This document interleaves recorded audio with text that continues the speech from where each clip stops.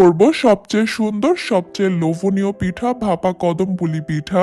প্রথমে আমাদের লাগবে বাসমতি চাল। আমি এখানে হাফ কাপ বাসমতি চাল নিয়েছি। এরপর এগুলোকে খুব ভালোভাবে ধুয়ে নিয়েছি আর পানির মধ্যে ভিজিয়ে রাখবো 20 মিনিটের জন্য। এরপর আমি পিঠার ভিতরের পুরটা তৈরি করে নিব। একটা প্যানে নিয়ে নিচ্ছি হাফ কাপ কুড়ানো নারকেল। এরপর এখানে দিয়ে দিচ্ছি হাফ কাপ খেজুরের গুড়। ফ্লেভারের জন্য দিয়ে দিচ্ছি 2টা এলাচ। এরপর এগুলোকে খুব ভালোভাবে নেড়েচেড়ে মিশিয়ে নিব। পুরটা ঝুরঝুরে হয়ে যাওয়া পর্যন্ত এইভাবে অনবরত নেড়েচেড়ে মিশাতে থাকতে হবে। যখন এই পুরটা এরকম ঝুরঝুরে হয়ে আসবে তখন আমি এখানে দিয়ে দিব 2 টেবিল চামচ কাজু বাদাম কুচি অথবা যে কোনো বাদাম কুচি। এরপর এগুলোকে নেড়েচেড়ে মিশিয়ে নিলেই তৈরি হয়ে যাবে ভাপা কদমের জন্য পুরটা।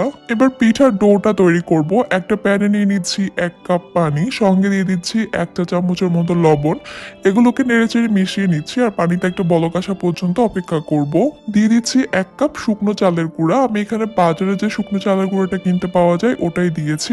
এরপর এগুলোকে নেড়েচেড়ে মিশিয়ে নিলেই তৈরি হয়ে যাবে পিঠার ডোটা।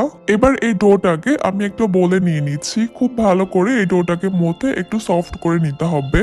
এরপর এখান থেকে ছোট ছোট করে লেচি নিব। প্রথমে এই লেচিটা আমি গোল বলের মতো করে নিচ্ছি। এরপরে এই লেচির মাঝখানে আমি দিয়ে দিব তৈরি করে রাখা পুর থেকে অল্প কিছুটা পুর। এখানে কিন্তু খুব বেশি পুর দেওয়া যাবে না, তাহলে কিন্তু পিঠাটা ফেটে যেতে পারে। পুরটা দেওয়ার পর চারপাশ থেকে এনে মুখটাকে বন্ধ করে দিয়ে আবারও একদম গোল বলের মতো তৈরি করে নিতে হবে। এখানে যেন কোনো রকমের ফাটল বা ক্র্যাক না থাকে। প্রথমে যে বাসমতি চালটাকে ভিজিয়ে রেখেছিলাম সেই চালটা থেকে আমি পানিটাকে ঝরিয়ে নিয়েছি। এবার এই পিঠার গায়ে চালটাকে আমি খুব ভালোভাবে কোট করে নিচ্ছি। চাল দিয়ে পিঠার গায়ে কোটিংটা যত ভালো হবে ভাপা কদম পুলিগুলো দেখতেও কিন্তু তত বেশি সুন্দর হবে। তাই এই কোটিংটা একটু ভালোভাবে দেওয়ার চেষ্টা করবেন। সবগুলো পিঠা তৈরি করে নেওয়ার পর এবার আমি এগুলোকে ভাপে দিব। একটা প্যানে পরিমাণ মতো পানি নিয়ে নিয়েছি, উপরে আমি একটা স্টিমার বসিয়ে দিয়েছি। এরপর এই পিঠাগুলোকে একটু ফাঁকা করে করে দিয়ে দিতে হবে এখানে, আর একটা ঢাকনা দিয়ে ঢেকে দিতে হবে।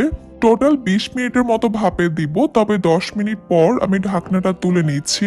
পিঠাগুলো এখন এই অবস্থায় আছে। ঠিক এই অবস্থায় পিঠাগুলো দেখতে আরো বেশি সুন্দর লাগার জন্য ঠিক মাঝখানে দিয়ে দিব 1 ফোঁটার মতো করে অরেঞ্জ ফুড কালার। আপনারা চাইলে এখানে ইয়েলো ফুড কালারও দিতে পারেন, এটা টোটালি অপশনাল। তবে দিলে পিঠাগুলো দেখতে বেশি লোভনীয় লাগে। আবারও ঢেকে বাকি 10 মিনিটের জন্য ভাপে রাখবো। 10 মিনিট পর আমি ঢাকনাটা তুলে নিয়েছি আর দেখতেই পাচ্ছেন মাশাআল্লাহ পিঠাগুলো দেখতে এত সুন্দর হয়েছে। একটা পিঠা আমি আপনাদেরকে একটু ভেঙে দেখাচ্ছি। দেখতেই পাচ্ছেন পিঠার ভিতরটাও কতটা লোভনীয় হয়েছে।